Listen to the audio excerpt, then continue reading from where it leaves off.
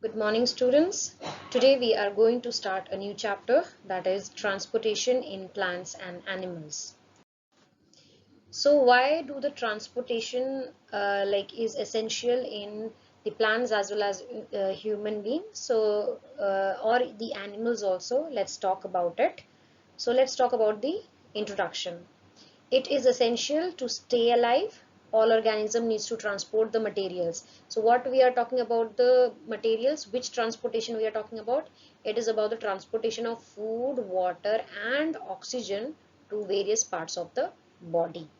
So food and oxygen are transported to all the cells in the body for respiration and growth. So you can understand, if we eat the food and if we take in the oxygen, that has to be equally divided into our body. That has to be taken to all the parts of our body or the cells. So that is why the transportation system is essential. Apart from this, the waste products that is generated inside our body or the cells, that has to be taken out from our organs and that has to be excreted out. So there are various methods by which materials are transported in plants and animals, about which we are going to study in this chapter. So whenever we are talking about the transportation system, that means we are talking about the circulatory system. Circulatory system, from the term itself you can understand, there is the circulation of the things involved. So the organs which are associated in the circulation system, that is called as the circulatory systems. So in human beings, the digested food, the water and oxygen, it has to be transported to all the parts of the body. Okay, and apart from that, also the waste product that is generated into our body should also be transported from all the parts, and that has to be removed from our body. So the transport of the substances in the body is done by the circulatory system. And what are the organs that is involved in the circulation? It is the heart, blood vessels and the blood. Okay, so you have to remember, if somebody asks you which organs are the circulate helps in the circulation, or you can say what does the circulatory system comprises of, you have to remember it is the heart, the blood vessels and the blood. So heart, the blood, and blood vessels are tube-like structures or pipe-like structures which through which the circulation of blood occurs. So let's talk about the blood first. What is the blood? So blood, how does it helps in the circulation or transportation? Blood transports the substances in our body. It has a fluid part called the plasma, cells like RBC, red blood cells, WBC, white blood cells and the platelets. So what are its functions that is present inside it? So red blood cells, let's talk about the red blood cells. The red blood cells contains the pigment, okay, which is also called as the hemoglobin, which transports the oxygen. So you have to remember, in red blood cells hemoglobin is present, and that hemoglobin only helps in the transportation of the oxygen. Second one is white blood cells.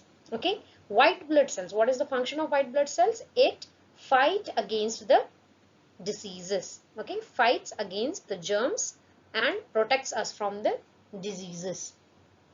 The next one is platelets. Platelets, it helps in the clotting of blood. So whenever you get hurt or you get injury, so there can be the flow of blood from your body. So if the flow of the blood continues, then what can happen? Your body will have the lack of blood, and your body, how much blood is needed, that will just flow away and it will be wasted out. So that is why this platelet is very essential to stop the flow of blood. Whenever we get injury, for example, we met with an accident and we get hurt in the leg and the blood is coming out, if it keeps on coming out of our body, then we can die.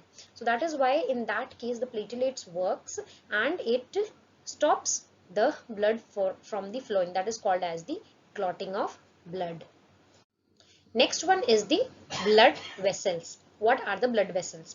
So there are three types of blood vessels. It is called as the arteries, veins and capillaries. What is the function of arteries? It carries the oxygen rich blood from the heart to all the parts of the body, and it has thick walls. And what is the veins? It carries the carbon dioxide rich blood, the blood in which the concentration of carbon dioxide is more. And from where? From all the parts of the body to the heart. You have to remember here, in arteries, what is the function? From the heart to all the parts. But in veins, from all the parts to the heart. Okay, and here it is the thick wall and here it is the thin walls. Next one is the capillaries. Capillaries are the thin blood vessels which joins the arteries and veins. So the connection between the arteries and veins, that is called as the capillaries. Now what is the pulse rate? The blood flows through the arteries at high pressure, causing the throbbing movement and pulse. So whenever the blood is moving at high pressure, there is kind of a movement that is called as the throbbing movement, and because of this movement it is called as the pulse. Okay, the numbers of pulse beat per minute is called the pulse rate. Like in a minute how much time there is a throbbing movement, that is called as the pulse rate. So the normal pulse rate is between 72 and 80 beats per minute. So in a normal person, in 1 minute the pulse rate would be 70 to 80. That means the beating sound would be of 72 to 80 beats. Then what are blood vessels? Again, blood vessels are the networks of tubes that carry the blood throughout the entire body. Okay, what is the function of the blood vessels? It helps in the, like it is a tube-like structures which help in carrying the blood from one place to the another part of the body. Okay, and there are three types of blood vessels: the arteries, the veins, and capillaries. Okay, so this in the diagram you can see there are the arteries and veins, how it is like divided into our body. So arteries, what is the function of artery? It takes blood away from the heart, usually oxygenated, and branch repeatedly. Then next one is the capillaries. It is one cell thick, billions in number, and then large surface area for the nutrient exchange. So here what you can see, there are the three types of blood vessels: the arteries, the capillaries, and the veins. So this pink color is the arteries, this blue color is the vein. This carries the oxygen rich blood and this carries the carbon dioxide rich blood. And how is the movement? From the heart to the parts of the body, and in through the veins, from the parts of the body to the heart. This is the passage for the movement of the blood. And this is the capillaries, which is the connection between the arteries and the veins.